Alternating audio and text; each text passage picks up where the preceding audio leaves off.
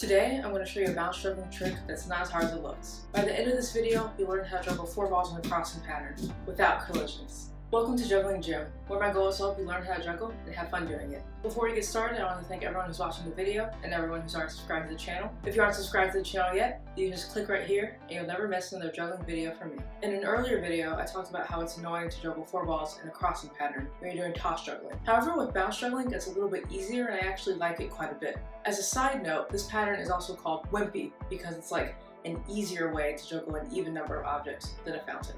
To juggle this trick, you need to know how to do a 3-ball lift bounce. The trick to doing 4 balls in a crossing pattern is to throw one ball just a little bit higher than the other one. It's easier to do this in bounce juggling than toss juggling because you don't have to throw it as high, which means that it's easier to be accurate. First, you want to practice throwing 2 balls at the same time. Figure out if it's more comfortable to throw with your left hand higher or your right hand higher. I'm right-handed, but for some reason it's always easier for me to throw with my left hand higher. And I do that for bounce juggling and toss juggling.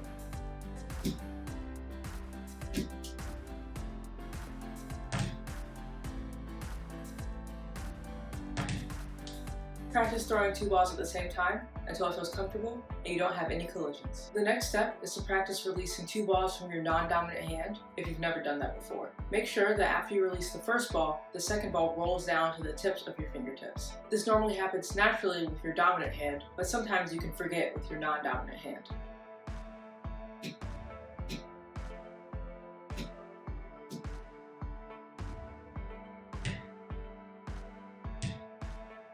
Keep doing simultaneous throws over and over again, and you're doing the trick.